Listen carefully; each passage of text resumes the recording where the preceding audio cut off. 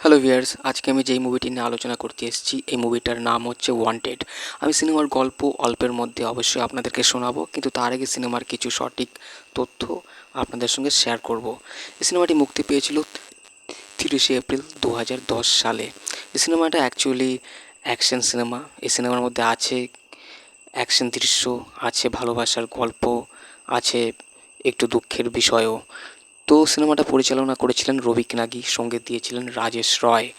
এই মুভিটা ডিস্ট্রিবিউট করেছিল এসকে মুভিস। এই সিনেমাটার প্রোডাকশন কোম্পানি হচ্ছে এসকে মুভিস। এই মুভিতে জিতের যে ক্যারেক্টারটা আছে সেটা কিন্তু একটা গুন্ডা টাইপের ক্যারেক্টার, আর শ্রাবন্তী চ্যাটার্জির যে ক্যারেক্টার দেখানো হয়েছে সেটা কিন্তু একটা ফ্যামিলির ভদ্র টাইপের মেয়ের ক্যারেক্টার। আমি এই মুভির বাজেট ও বক্স অফিস নিয়ে কোনো তথ্য পাইনি, তবে আমার মনে হয় সিনেমাটা সেই সময় বেশ চলেছিল। এই মুভিটা প্রডিউস করেছিলেন অশোক ধানুকা, হিমাংশু ধানুকা।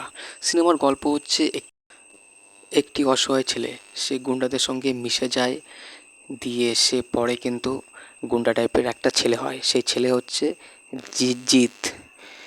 দিয়ে সেই জিৎ সে কিন্তু একজনকে খুন করার কন্ট্রাক্ট পায়, আর যাকে খুন করবে সে কিন্তু একটা মন্ত্রী হবে সেরকম বোঝা যায়।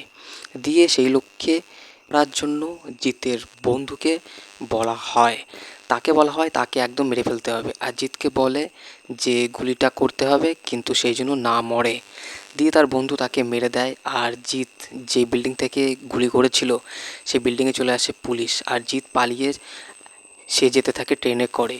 ট্রেনের মধ্যে একটি ছেলের সঙ্গে তার আলাপ হয়। সেই ছেলে ছোট থাকতে তার বাড়ি থেকে পালিয়ে যায় একটা কারণের জন্য।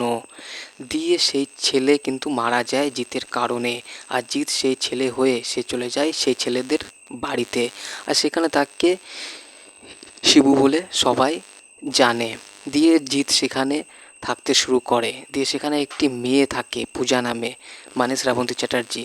সেই পূজার সঙ্গে কিন্তু শিবুর ভালোবাসায় তৈরি হয়।